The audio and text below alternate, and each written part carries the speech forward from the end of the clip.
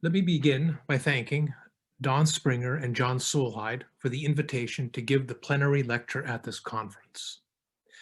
My talk today is about how we classify early Christian sources, and it comes from a particular place. A few years ago, I produced a study edition and translation of Adrian's Introduction to the Divine Scriptures, a 5th century handbook for helping beginners understand the Psalms. This book raised some questions for me about how we organize early Christian writings. Into what file folders do we put our treatises? And how do these decisions impact what we see and do not see in our sources?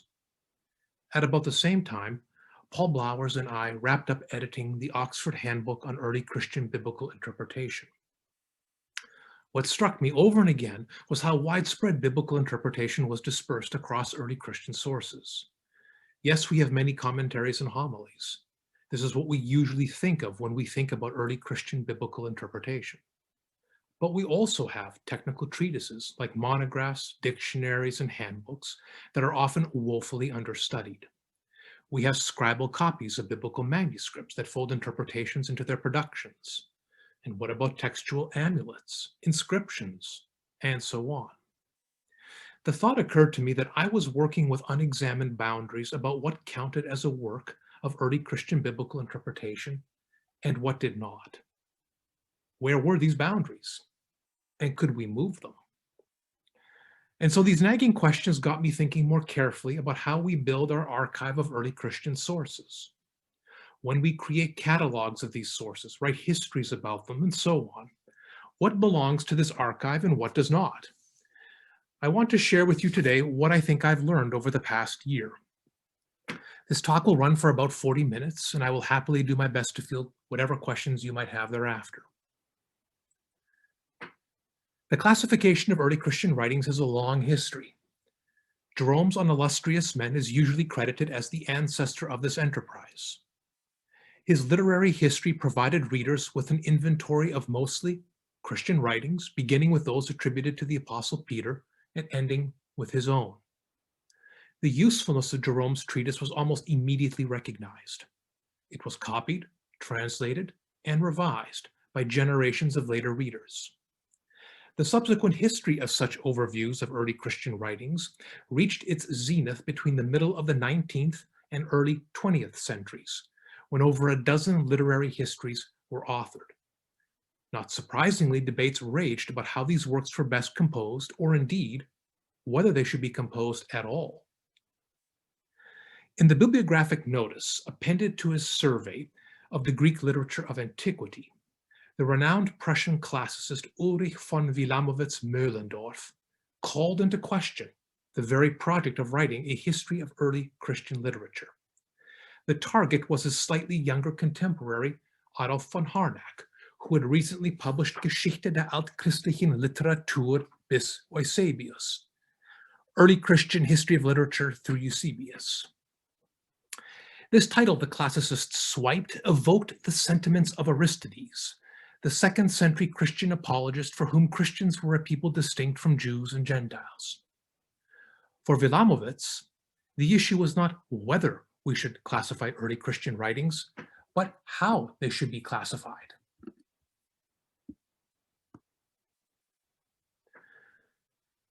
In his view, they should not be located in an archive whose boundaries were fixed by religion. Such a notional library segregated early Christian writings from contemporary Jewish and pagan literature and encouraged scholars to treat them within the covers of a separate volume, as Harnack had done.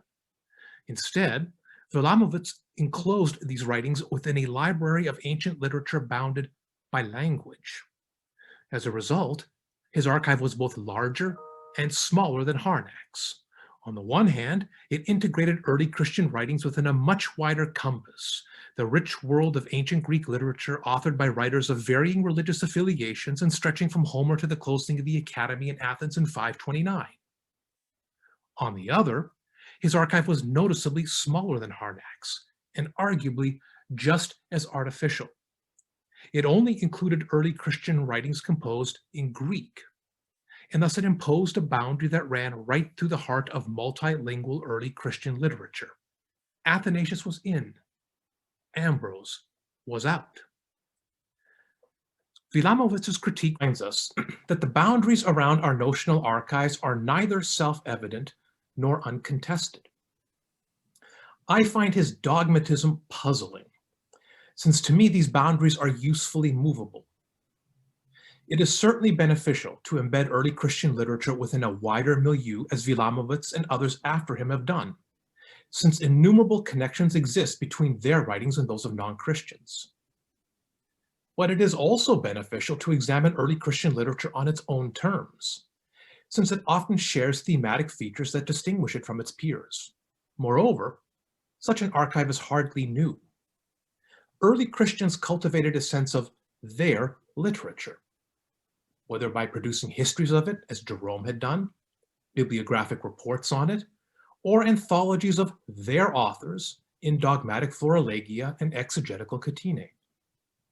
In this talk, I will examine the infrastructure of the archives of early Christian sources, though I will unmute Wilamowicz's voice when it encourages us to consider sources outside Christianity that would usefully complicate my argument. In addition to the role that religion plays in defining our archives, scholars have contested two other boundary markers, early and writings. Does our archive include sources from the very origins of Christianity? Or does it begin with the 2nd century, after most of the writings of what would come to be the New Testament were composed? And when does early Christianity end? With the rise of Constantine, the fall of Rome, the age of Justinian, or, as is increasingly the case, at a later date that accommodates the emergence of Islam? In many circles, the restriction of our archive to antiquity is a relatively recent phenomenon. Patristics or patrology has not always meant early stuff. For example, the 19th century series Patrologia Graeca, Ming, reproduces writings from the beginnings of Christianity through 15th century Byzantium. 15th century Byzantium, all under the unifying banner of patrology.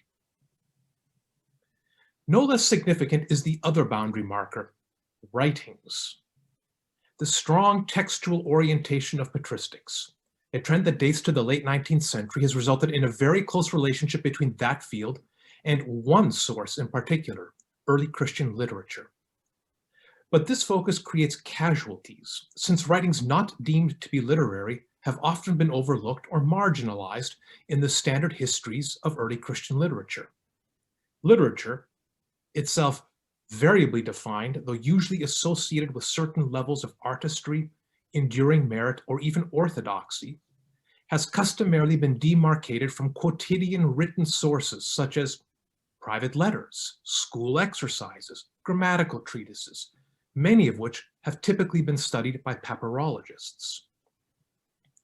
But even if we shift the focus from the narrower literature to the wider writings, a hedge is still planted through our sources. Many source books for early Christianity skew toward written sources, which encourage readers to conflate these with all early Christian sources, even though coins, decorative art, archaeological remains, and so on are indispensable for our understanding of early Christianity. And oral traditions, though notoriously ephemeral and difficult to reconstruct, are also easily overlooked. For a variety of disciplinary reasons, the spectrum of early Christian sources has attracted specialized experts from many fields. But there are consequences to such a division of labor. There is no pan-catalog that spans the many kinds of early Christian sources at our disposal, but rather only smaller catalogs, each devoted to a subclass of data. And while this plurality undoubtedly has benefits, it comes at a high cost.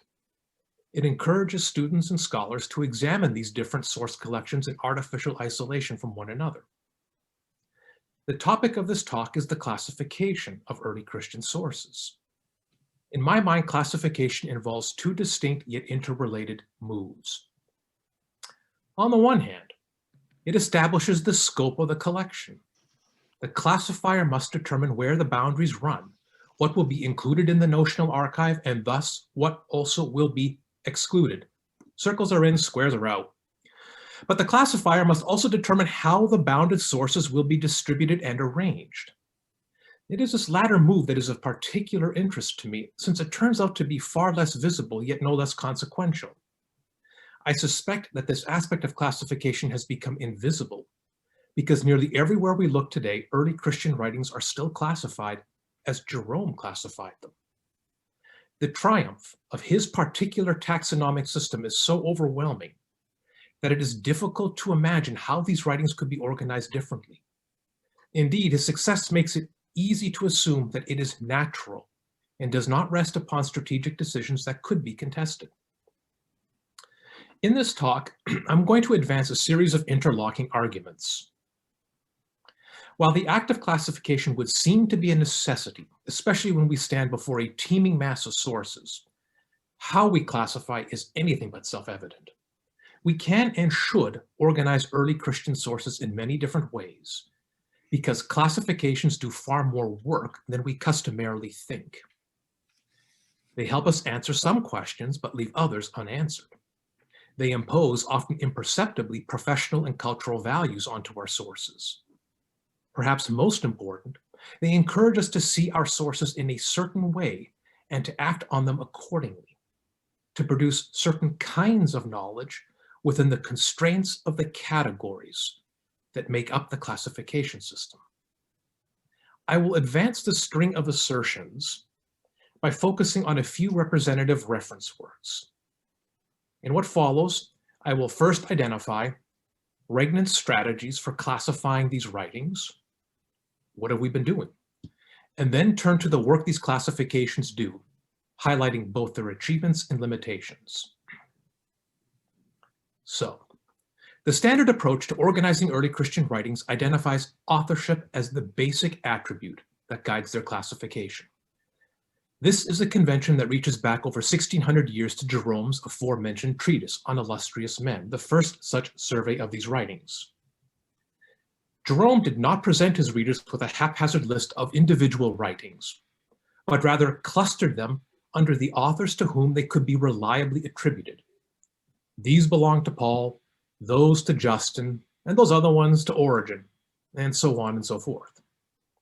He presented his readers with a catalog that organized early Christian writings under a more manageable 135 headings, each heading corresponding to an individual author. Today, most overviews, histories, and catalogs pursue the same strategy. Authorship is the core attribute by which early Christian writings are organized. Thereafter, scholars usually capture a wider collection of authors under other attributes that they hold in common, such as language and geographic region. To take one example, the Clavis Patrum Graecorum, the standard inventory of Greek early Christian literature, utilizes a range of such attributes to classify these writings. First, they are gathered under their author. And then these authors, let's say Alexander, Arius, Athanasius, and Evagrius, are nestled within larger groups characterized by geographic region. They are the Scriptores Alexandrini et Aegyptii. And this group, in turn, is subsumed under a sweeping time period, the 4th century. Such a nestling of authors, of writings, first under authorial headings, and then under broader headings, themselves often a mishmash of religious, geographic, and linguistic features, is the norm. How these headings are sequenced is yet another feature of classification that merits attention. Scholars have usually pursued one of two basic collation strategies. Either authors are listed chronologically, based upon their presumed dates, or they are listed alphabetically. Jerome adopted the former strategy. He begins with Peter, ends with himself. The vast majority of literature today, including the aforementioned Clavis, adopts this diachronous collation, oldest first, youngest last. A few works, and the one that comes to mind most readily is Depp and Gerling's lexicon, adopt an alphabetic collation. All right, let's step back. Classification systems such as these are usually based upon recognizable attributes of writings, each of which readily admits distinctions. Origen and Augustine are two different authors. Greek, Latin, and Syriac are three different languages. Yet classifications, especially those that are widely circulated in the field and are rarely challenged, become misleading even if they trace distinctions that are widely regarded as real and important. They are misleading because as they become widespread, they conceal that a choice was made about which of their objects' attributes would inform the classification and which would not. The convention of selecting authorship as the basic attribute by which writings should be classified has become so routine that we forget it is one of many taxonomic strategies. Objects, even relatively simple ones, can be ordered in very different ways depending on which of the features the classifier seeks to highlight. So if authorship is the dominant method for classifying early Christian writings, are there any alternatives? There are a few, but they have rarely been used. I'm going to highlight two, more for interest than anything else, and because I find this fascinating as well, they each have late antique precedent as well. A second classification attends to a writing's focus. That is, the biblical book that is commented upon becomes the crucial taxonomic attribute. In this alternative classification, writings are not gathered under the authorship they hold in common, but under the biblical book they interpret. Thus, under the heading of Genesis, the reader finds a list of early Christian writings that share a focus on that book. And if an author produced works on multiple biblical books, the author's writings are listed separately under multiple headings. So you see origin shows up in 3 columns there. Not surprisingly, this classification system lends itself to a collation strategy that is neither alphabetical nor chronological, but canonical. The surveys usually begin with Genesis and end with the Apocalypse. This is a very different way of seeing early Christian literature. In this alternative arrangement, writings are no longer presented to readers through the familiar lens of an author's oeuvre, but through the lens of a biblical book's reception history. This schema too enjoys a long history, even though it is less well known. Cassiodorus, in his Institutes of Divine and Secular Learning, classified early Christian writings on Scripture according to the individual books which they commented upon, and these in turn were organized into 9 larger divisions: the Octateuch, Kings, Prophets, Psalter, and so on. A third classification schema uses genre or literary form as the organizing principle. I only know of one author who has tried this. In 1911, Hermann Jordaans' Geschichte der altchristlichen Literatur modeled this approach most exhaustively. This relatively unknown work divides early Christian writings first between prose and poetry. Prose writings, in turn, are subdivided into categories like stories and histories, letters, apocalypses, sermons, apologies, and hermeneutical literature. As with the other classification systems based on authorship and biblical book, this approach also has precedent in late antiquity. Isidore of Seville's Etymologies includes a formal discussion of writings under the heading De Generibus Opusculorum. Here he enumerates several genres, including scholia, homilies, commentaries, dialogues, and panegyric. All right, so much for my overview of how we have classified early Christian writings. Now I turn to the second part of my talk, the work they do. It is more, I want to argue, than we are accustomed to think. They simplify. Without them, we stand before a chaotic mass of individual writings. With them, these writings become more manageable. They're allocated to classes that are far less numerous than the writings themselves. Classifications order these writings and their classes into a structured whole, whether it's chronological, alphabetical, canonical, or some other organizational principle. As a result of these two features, classifications serve as finding aids for readers. These achievements are unquestionably important, and they are usually reliable, thereby inviting us to conclude that classifications are authoritative and only thinly interpretive. But I'm not so sure. As important as these achievements are, they do not capture the full dynamic of classification systems. I will now draw your attention to 3 often overlooked dynamics. First, because classifications take particular stances, they illuminate some attribute of the objects they order while leaving in the dark other features that are of less interest. their usefulness is circumscribed. So, for instance, if you want a list of early Christian commentaries on Scripture, the standard authorship classification is of little use to you, since genre has almost never been an attribute by which these writings are organized. Our classifications are designed to answer a different question. What did such and such an author write? Now, for example, if you're interested in the reception of a biblical book, who all wrote on Genesis in the early church? The author-based classification is burdensome, since it requires a reading of the entire overview to hunt down each and every author who commented upon Genesis. On the other hand, the biblical book classification allows you to quickly identify under the heading Genesis all the early Christian writings devoted to that book. My point here, then, is that while we might agree that classifications, when done well, provide authoritative knowledge, precisely because they prioritize different features of the writings they order, they only support lines of inquiry that share their underlying commitments and interests. So this leads to my next observation. Every classification expresses a set of values shared by the makers and users of the classification. In our case, we should ask why the architects of our classifications identified authorship and sometimes biblical book as fundamental organizing attributes of early Christian writings. I think a big part of the answer lies in the fact that both of these attributes linked early Christian writings to religious authority. Whether a holy author, a father, or a holy book, Scripture. Jerome tellingly designated his authorially organized project as a catalog of saints. Cassiodorus' bibliography exhorted readers to ascend without hesitation to Holy Scripture through the excellent commentaries of the Fathers. Both of these classifications advanced theological projects. Their readers were invited to see early Christian writings as an avenue through which they might encounter holiness.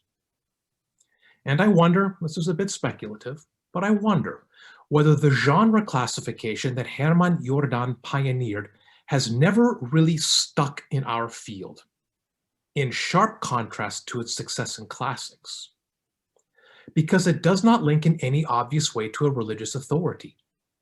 Authors and biblical books might be holy, but genres?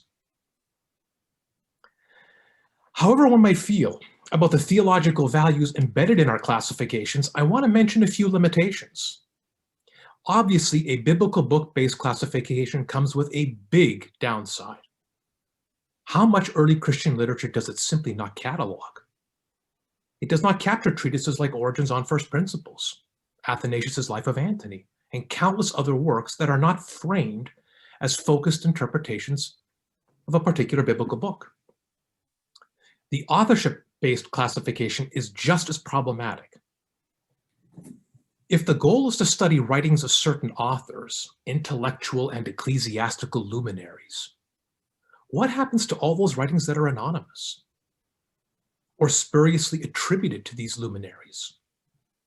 When we step back and look at our field today, we discover the answer very quickly. These writings tend to be ignored. There's overwhelming energy and focus devoted to writings that are reliably attributed to authors who are deemed to be important, while vast swaths of surviving literature still goes understudied. Why study pseudo-Athanasius when you could study the real Athanasius? There is yet another dynamic of classifications that is easily overlooked. This is now my final point, and I want to spend a bit of time on it because I think it might be the most consequential. True, classification systems codify basic knowledge about objects.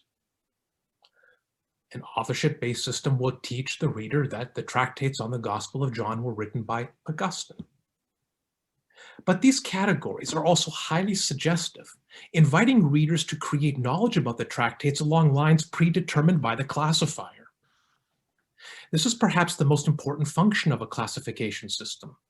The categories into which objects are sorted also serve as contexts for studying these objects.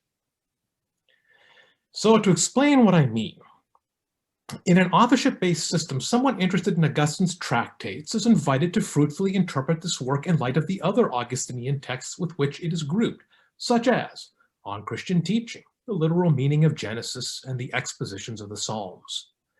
And if the classification system employs additional headings, say 4th and 5th century Latin Christian literature, the reader is invited to examine the tractates in this wider context, alongside the writings by Hilary, Ambrose, and Jerome, among others.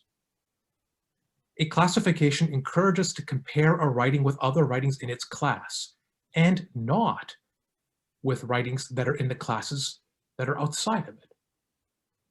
But to help me make this point a little bit more crisply, let me extend the illustration to the right side of the screen. In the classification schema based around biblical books, Augustine's tractates are juxtaposed not to his other writings, but to writings on the Gospel of John by Heraclian, Origen, Theodore of Mopsuestia, John Chrysostom, Cyril of Alexandria, Gregory the Great, and so on. This is a very different context for studying Augustine's treatise, his tractates. So I'd like to anticipate what might be an objection to my argument. Am I not merely shuffling the deck? Hey, you classify writings this way, I'll classify them this way. This is fun, let's keep doing this. No, I want to say, at stake here is something very fundamental, the production of new knowledge.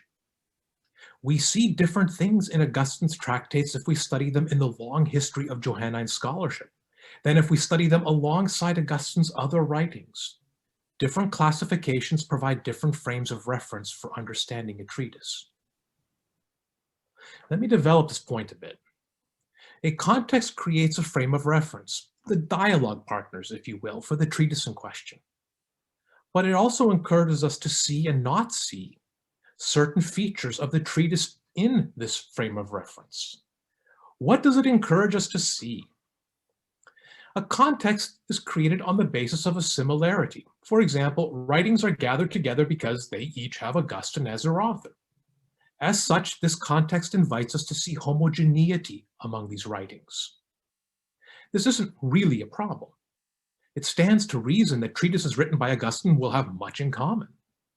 But unless this invitation is also deliberately resisted, we are almost certain to underestimate important differences, particularities, or fluctuations among his writings.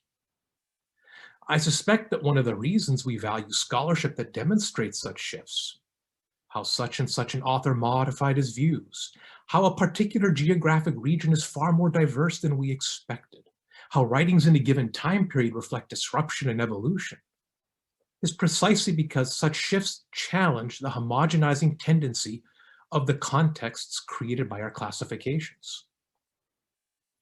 But arguably more problematic, don't be scared by this slide, I'm going to try to explain it, but arguably more problematic is how these same contexts blind us to important similarities with writings that lie outside their confines. Unless this invitation to assume dissimilarity is also deliberately resisted, we miss crucial similarities between writings that get classified into different categories. So let me try to explain this slide. It took long enough to make. The shapes in the box represent a standard cluster of 4th century Latin writings. Each writing gets the color of its author, and they all belong together because they come from the same time and language, 4th century Latin. Not until you look way outside that box. Do you see that green object on the left side? And notice that it has the same shape as one of Augustine's writings. There is a red heart in that box. You will miss a vital similarity between two objects that lie in different contexts. This is a real-world example concerning Augustine's sayings on the Heptateuch and Adrian's introduction to the Divine Scriptures. According to the authorship-based classification, these writings obviously don't belong in the same category since they're written by different people. And if we supplement authorship with additional attributes such as language, provenance, and time period, we only reinforce the perception of difference between these treatises. One is written in Latin, the other in Greek. One dates to the early 5th century, the other to the middle of the 5th through 6th century. One comes from North Africa, while the other is of unknown provenance. What could they possibly have in common? According to the other classification, the Biblical Book One, Augustine's work concerns the first 7 books of the Bible, whereas Adrian's focuses on the Psalms. Again, what could they have in common? For both of these classification systems, these writings are slotted into different categories since they differ with regard to the attributes that we have privileged in our classifications. But precisely here is the problem. By locating these writings in different contexts, scholars are discouraged from ever comparing them with each other. But what if we classified early Christian writings differently so that we could see the affinities between these two treatises and how they, as a result, very much share a context? A classification that has a subcategory for writings that focused on the linguistic issues raised by the Christian scriptures would make this link clear. As far as I know, I might be wrong here, but as far as I know, these are the only 2 treatises in early Christianity that make the idiomata, that is to say, the literary peculiarities of Scripture, their central theme. In such an alternative classifications, the sayings on the Heptateuch and Introduction to the Divine Scriptures would be clustered under the same heading, and scholars would be invited to compare and contrast them with one another. Now, this example also allows me to demonstrate how the limitations of our Regnan classifications run even deeper. At the start of this talk, I mentioned Wilamowicz's reservations with regard to Harnack about an archive circumscribed by religious affiliation, that Christianity should not become a delimiting context for an archive. He, or someone of a similar mind, would surely seize upon my last example to remind us that it wasn't just Christians who were interested in the stylistic oddities of important writings. Dionysius of Halicarnassus on the peculiarities of Thucydides anticipated both Augustine and Adrian in charting idiomata of a classical pagan text. Of course, this shared concern really isn't all that surprising. I don't think it should be, since the conventions, the dispositions, and vocabulary of literary studies were widely diffused throughout late antique literate society, regardless of the religious proclivities of scholars. Yet it is precisely this link, the shared context, that we miss if we construct a notional archive of only Christian sources, if we only construct archives of early Christian sources. Several years ago, when I was making my edition of Adrian, I discovered that he inhabited this other context with Augustine and Dionysius, and probably others. But it took some time, and frankly a bit of luck, to make this connection, since no classification system that I know of, even Wilamowicz's, because remember, he ignored Latin writings, no classification that I know of puts these 3 together in their own folder. So the contexts that are created by classification systems simultaneously clarify and obscure. That's my argument. They clarify because they encourage us to see how the writings they enfold are similar to one another and different from those outside of their context. But this clarification goes hand in hand with obfuscation. Among the writings that fold into a single context, important differences exist. It's very easy to overlook that. But it is even easier to overlook how these writings also share important similarities with those outside their context. Writings that the classification system says are not linked to one another. And so by choosing one way of seeing and contextualizing the objects it orders, a classification simultaneously suppresses an alternative way of seeing and contextualizing them, of creating knowledge about them. This dynamic of clarifying and obscuring characterizes every classification system. And it is a formidable limitation, since this dynamic is rarely announced by the classifier. So now I reach the end of my talk. Thanks for sticking with me. How might we pull this all together? I have 4 thoughts. First, certainly the takeaway here is not iconoclastic, that our particular classification systems are fundamentally deficient and need to be demolished and replaced with something entirely different. We are not faced with stark alternatives, even if we have been encouraged to see it this way. It's not Wilamowitz versus Harnack, authorship versus biblical book. Rather, the moral of the above argument is that we should propose new classifications, no more definitive than those already in use, but which would highlight alternative relationships between our sources that allow us to create new knowledge about them. In other words, classification is an epistemological act. When we shift how objects will be arranged, we immediately recognize how new classifications invite us to see familiar things differently, to see new relationships and alternative associations between our sources. To order things differently is to see and study them differently. Many of the breakthroughs in our discipline, the game-changing books, are breakthroughs for precisely this reason. They found a new context for creating knowledge. I think, in my very particular subfield, of the works by Christoph Schäublin and Bernhard Neuschäfer.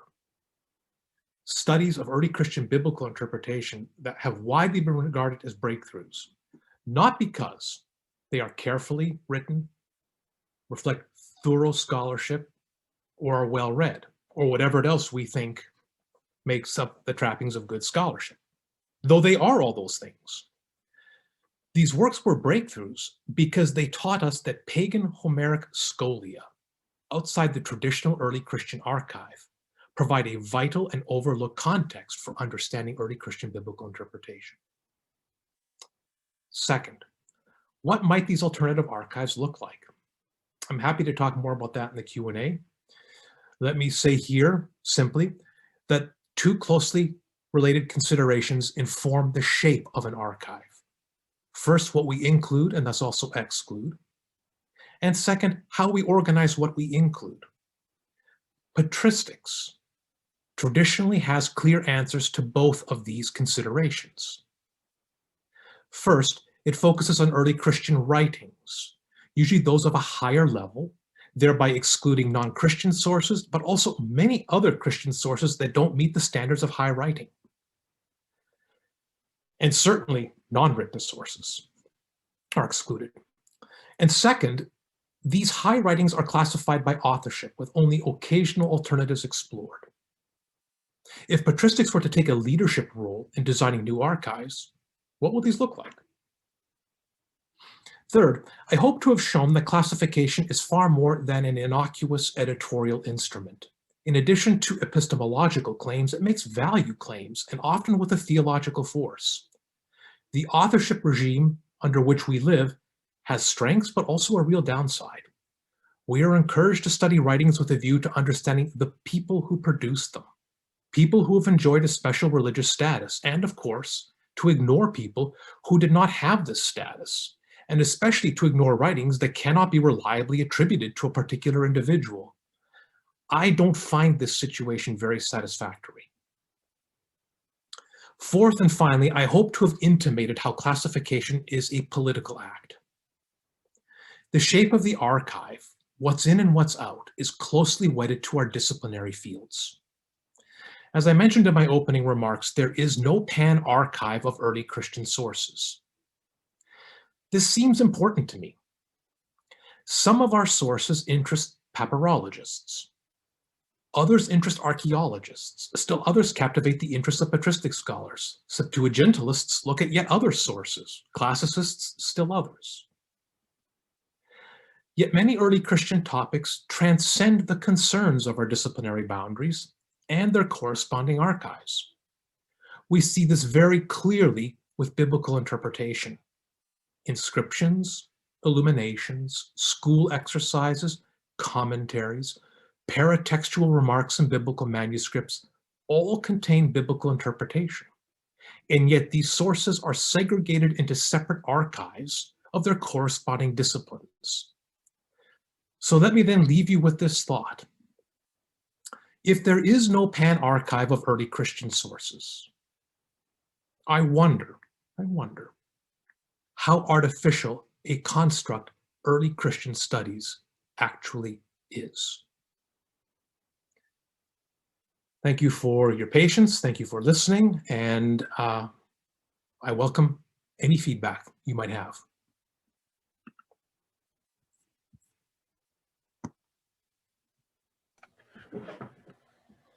Thank you so much, Peter. That was stimulating and absolutely fascinating. I'm just seeing if John, your moderator here, is getting his internet going.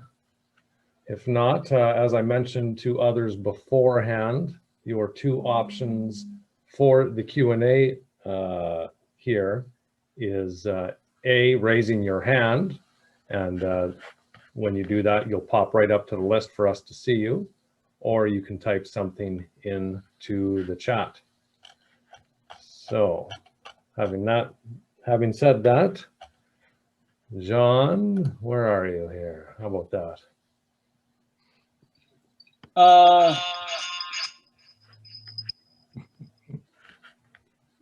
Turn the volume off on your other device. Oh, well. We'll sort it out. Here's a question for you, Peter, from Mark Hansen here in Hamilton. So I'll let John figure that out. I don't know if you can see the question there in the chat, Peter, but he asks, is there an advantage to classifying texts around theological controversies? And if so, what might those advantages be? Oh, you're unmuted here. Let me get you there. There we go. Okay, I'd seen that sign. Okay, that's a great question, Mark. So there is some of that already happening. I want to say that in the Clavis Patrum Graecorum, in Volume 1, there is a category on the Easter controversy, the date of Easter, and they put a bunch of writings under that. So I think it's already happening. Now you're asking a question: is there an advantage to this? And I think you can probably anticipate what my response would be based on my concluding remarks. I don't want to create binary situations where we say one catalog is right and the other is wrong. If there is real student and scholarly interest in theological controversies, then it would make sense to try this. And since we know also that many of the disputants spoke to one another, these controversies, were reading their own works, were writing letters to one another, it strikes me that we already have an organic network of sources. So why not? Why not create an archive, say, around the Nicene controversy? That might stretch over many centuries and openly excludes all kinds of writings that don't pertain to it. That's sort of my thoughts. All right. I think John's back, but I see also Wendy has a question here, and then so I'll ask Wendy to unmute, and then John, you're working there. Is it all good? Can you hear me? I think I got it figured out. There we go. Beautiful. So go ahead, Wendy. Yeah, I want to thank Peter for a very fascinating presentation of a subject to which most of us don't give much thought much of the time. And so you're alerting us to some hidden obstacles that we bump into, but we don't necessarily deal with in any kind of structured form. But I'm wondering if you could just extend a little bit and comment on the impact of digitizing. It seems to me that has made an enormous difference in terms of how we retrieve, but also makes, I think, for much more flexibility in how we archive and how we organize. So I would like to just see if you could reflect on that for us a bit. Thank you. Thank you for your comments, Wendy. And I would say your feeling was my feeling a year ago, when it started dawning upon me that I hadn't thought much about what I'm calling the infrastructure of the field. I hadn't thought about these issues. And I'm not sure I've thought them all the way through to the end yet, but I find it fascinating. And it's a way of getting at a whole bunch of other questions. I mean, some of the things we're debating in our own society, whether we're patristics or early Christian studies and what this all means, there's an archival dimension to all of this. Your observation about digital technologies is spot on. I was having a conversation with some colleagues about this very issue, and I'd expressed my wish. Could we create a pan catalog? So could we take every single artifact and insert it in a digital catalog and put metadata on each object so that what the hurdles I'm talking about could be somewhat mitigated? That is to say, you, the scholar, could choose what attributes you want to search early Christian sources by and how you want to sort them. You could say, I'm interested in all artifacts from 2nd and 3rd century Alexandria. And the catalog would spit it out for you, much like our current library catalogs do. That to me would be an extraordinary achievement in our field. I have absolutely no idea on the technical side how one could go about doing this, though there are intimations. I received an email, as I suspect some of you did maybe 2 weeks ago, from Brepholz, that not only are they digitizing their claves, they are putting all these claves under the umbrella. What are they calling it? The clavis clavium? And you can search online all their claves.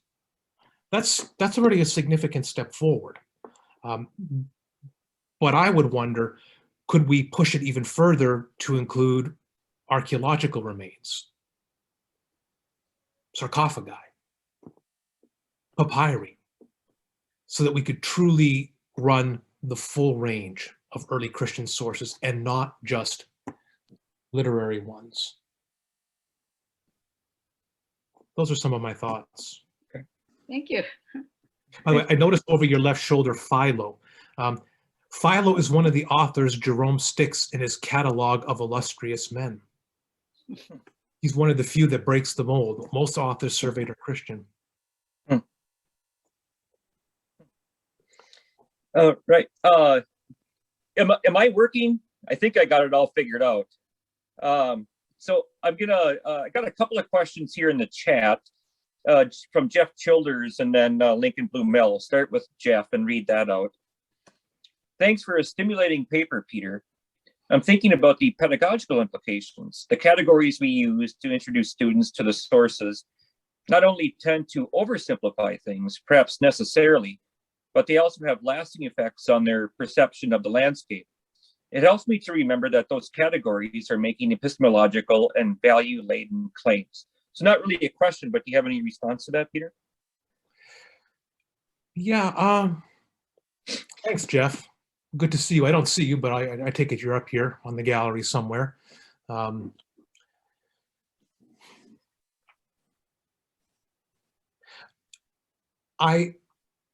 I worked on some of this project with my grad students last semester when I taught the Survey of Early Christianity. I asked them to look at Jerome, and I asked them to look at a number of other classification systems just to reflect on how these were shaping how they saw the sources. And the students, to a person, they said it was an eye-opening exercise. So I think maybe one way to bring this into a classroom is just to call attention to it and to maybe give students exercises that would encourage them. Sorry, I'm just thinking out loud here. Give them 30 artifacts.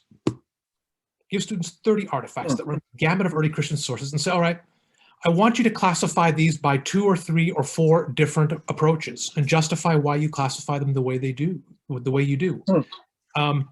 Is I have students themselves start taking ownership of this issue, because it is a living issue. It's not just simply a matter of what I tried to emphasize in the talk was this is not simply I'm trying to resist the interpretation that says, oh, we have these lurking forces that are producing catalogs that are forcing us to see the field in certain ways. Yeah, that's happening, but we, the users, are also going along for the ride. We must like the fact that the authorship classification system is at work. I mean, how many of the books that we write are, guilty? How many of the books we write have a person's name in the title? There, Adrian, so-and-so. Augustine's origin, so-and-so. I mean, we like to think in terms of authorship. So, I mean, this is not just the classifiers who are complicit in this. We, the users, are complicit in this. And so I just wonder if there's a way to, I think a wonderful pedagogical exercise could be made out of this. I don't know if that gets at your, okay, Jeff. All right, so, all right, well, thanks, Jeff. We can certainly talk about this more. I see Lincoln is also in the chat. Yep. So I'll read that out from Lincoln Blumel. In light of your remarks, what is your next project? Are you working on anything to address some of the issues you raised in your presentation? Do you have any specific text groupings that would be immediately helpful or needed for the field? Thank you very much. Yeah, thanks, Lincoln. Good to see you as well. I'm looking forward to your talk. By the way, you came up in a lecture last night here in, well, kind of here in St. Louis. WashU was hosting Raffaella Cribiori, and she was talking about Didymus's commentary on the Psalms. You came up in a flattering way. That was great to see. So what I presented to you today was the first half of what I have been thinking is one paper, but I'm increasingly thinking ought to be two papers, because what I do in the second half is I say, all right, easy to criticize, easy to challenge, much harder to create. So why don't I take some of my own medicine and try to create an alternative archive of a subset of early Christian literature that is large and that sprawls across many of our boundaries. And so I propose an alternative archive for early Christian sources that have to do with the Bible. And I include everything from the work of copyists to translators, people who paraphrase, create editions. I run through commentaries and homilies, a lot of technical treatises and monographs, all the way out to Katina. And I use more formal categories. I resist authorship, I resist biblical book.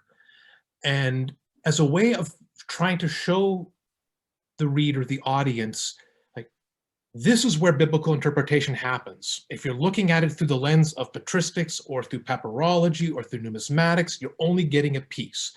So here's where it all is. So I didn't present that for reasons of time. And so I have been thinking about that. But in general, yes, I am wrestling with how we organize our sources. My head is still very much in the game of how do we think about early Christian biblical interpretation,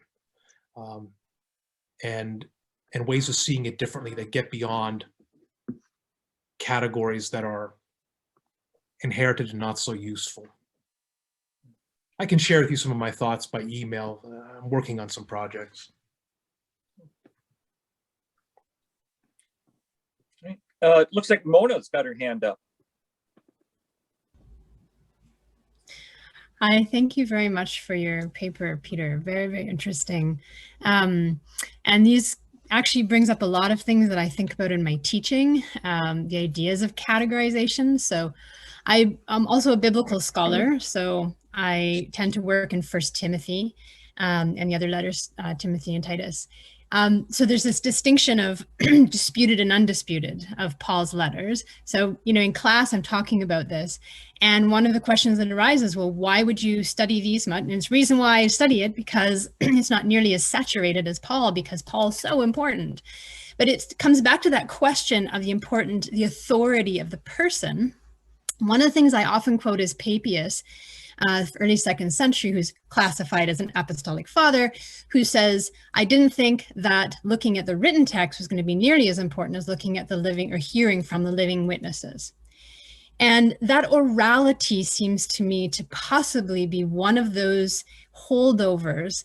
It was those who followed Peter's, whatever that means, Peter and the teachings that were surrounded around Peter, that really became a lot of the core of the canon, not Thomas or Andrew. So I'm also thinking about the classifications of the New Testament, so-called New Testament Apocrypha. So I'm going to be reviewing at some point Tony Burke's newest volume on this. And it's one of the questions I asked back in his first volume, and we did a book review, Canadian Society of Patristics and Canadian Society of Biblical Studies. The question is, how do you classify this as New Testament Apocrypha versus anything else? What makes it into there or not? So these are actually really, I think, really important questions. I really appreciate your various thoughts. Another question, no, it's not a question. This is another thought. I'm thinking about the heterodoxies or heresies that are also often surrounded around people, persons. Manichaeism is around Mani, Montanism around Montanus. Now, you know, Montanists are probably more followers of Priscilla than they are Montanists, but whatever. So there are classifications upon classifications that are, I think, fascinating to start thinking about. And you've made me think about all kinds of things. So I'm wondering, one of the distinctions you make is between oral and written. So we have, between authority of a person and authority of the canon. And it makes me think about that orality and written mediums. And I wonder if you have any thoughts about that.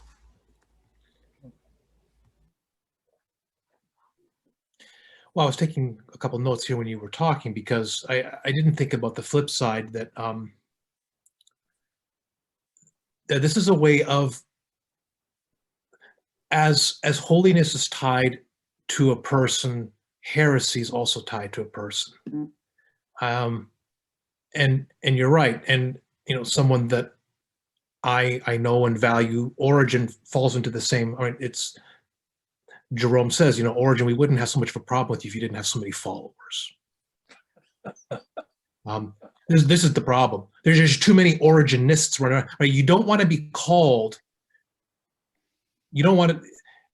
If there's Origenists running around, that's a problem. If there's Martionists running around, that's a problem, because it's somehow, does it suggest to people that these are not followers of Jesus, that they've assumed an authority beyond and outside? But this idea that holiness and heresy and corruption are tied to people is very important. I didn't think about the heresy side, but that was helpful. Your remark about Apocrypha, I think, is really important, because I mean, this is a wonderful way to dismiss a whole pile of literature, is to call it apocryphal, right? I mean, this is an old move. These are the texts that rivaled or competed with canonical scripture. Bad guys.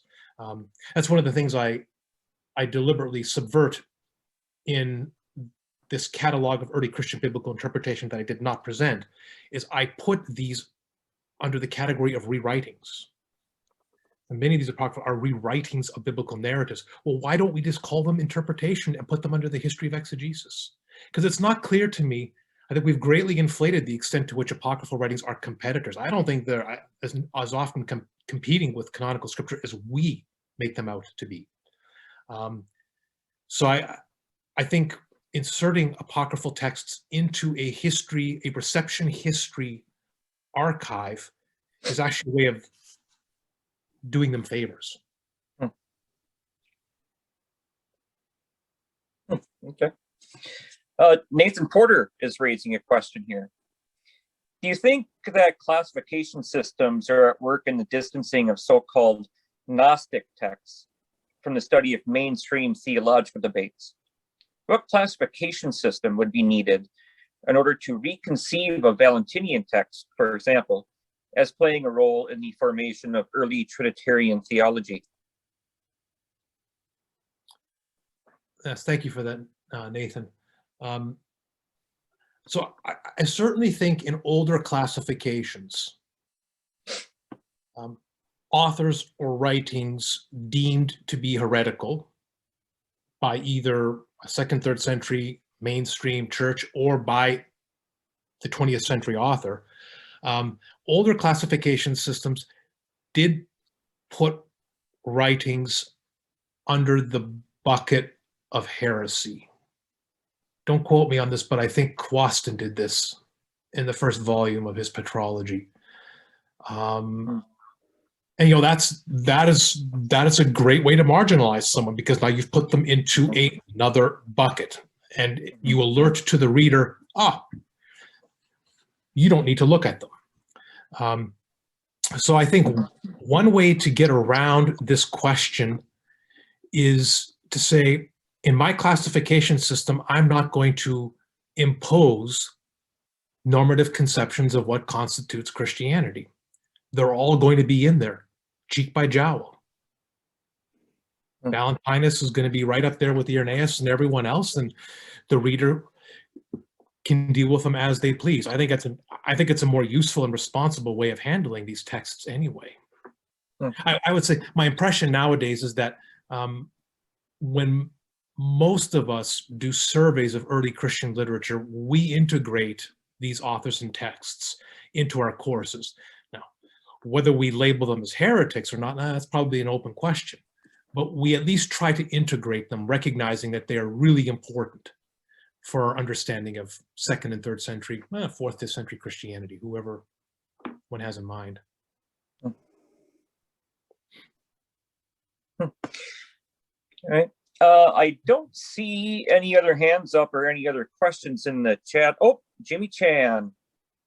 Jimmy, I don't see your, oh, here it is. Great insights. Thanks, Peter.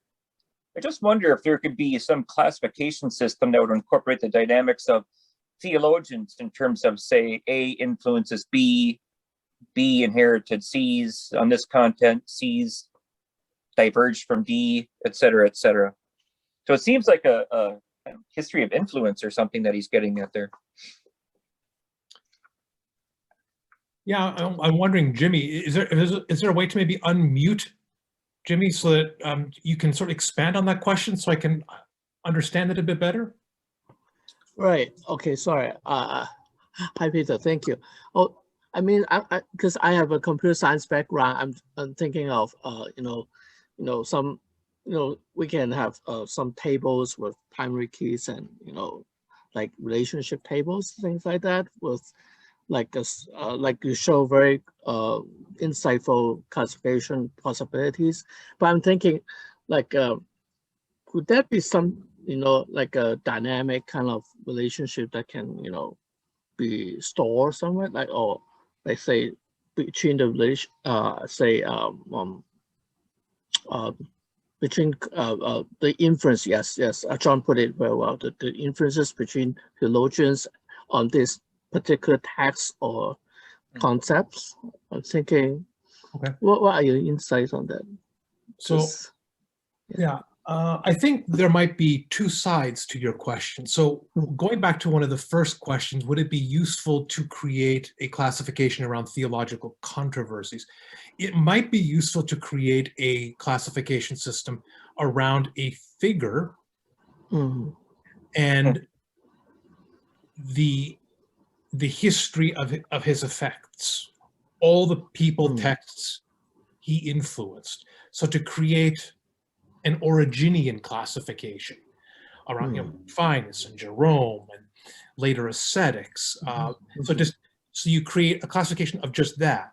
But then I think the other side of your observation is more sort of, how does one create a model that captures the dynamics of reception history? Yeah. And there's good stuff happening in DH on that front. Some really prominent examples. I think of the Republic of Letters initiative coming out of Stanford that maps letter writing and where letters went during the Republic of Letters. And so coming up with,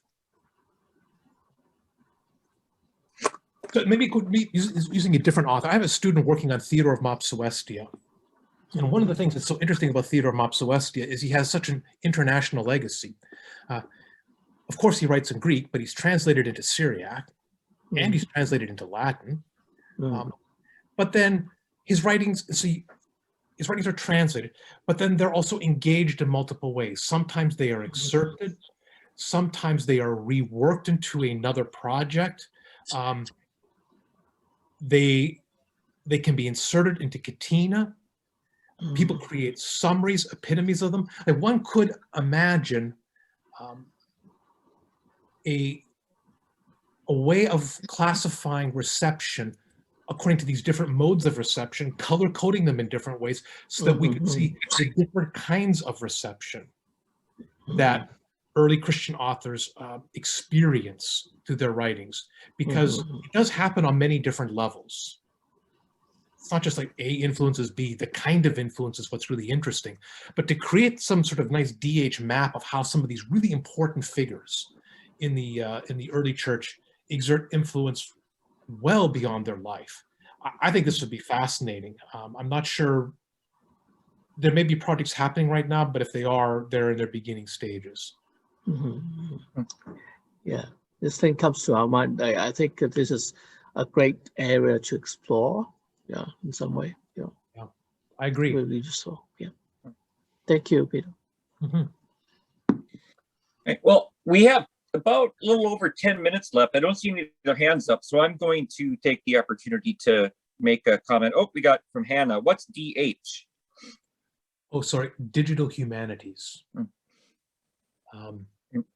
Yeah, they're just as a quick footnote, and then we can certainly, we're not obligated to stay here for the full 10 minutes. There are interesting websites. If you search for digital humanities and visualizations, there are really interesting websites. They even give out awards for visualizations in digital humanities. It's fun to look at some of these and to see these innovative computer models for visualizing complex data. And this is sort of coming back to Jimmy's question. It would be fantastic if we did this kind of work in our field. To really demonstrate what authors were powerful and the kind of power they exerted over multiple centuries. But yeah, it's particularly visualizations in digital humanities that show what some scholars are doing. We have another question, and then I want to chime in here for a second, but from Alexandru. I'm sorry if I'm pronouncing your name incorrectly. In your classification, there will be something like a personal way of classifying the patristic literature, or simply a classification around a subject. How close or far is the around the author?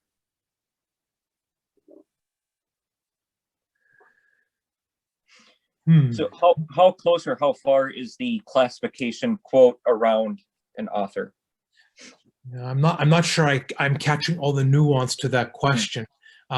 What I'm suggesting is that while we can classify and really should classify writings according to authorship, we can also classify them according to different features or the metadata of the writing. The date, literary form, geography. One could imagine all kinds of ways of classifying. I've sort of thought, again, this is sort of a crazy thought, I think, but what if we classified early Christian writings based on the number of manuscripts that transmit them? Wouldn't it be interesting to know which treatises are transmitted through the most manuscripts and which are transmitted through the least? I mean, one can imagine all kinds of metadata. And so this is what I'm encouraging us to do, is to think about personal but also non-personal features of writings.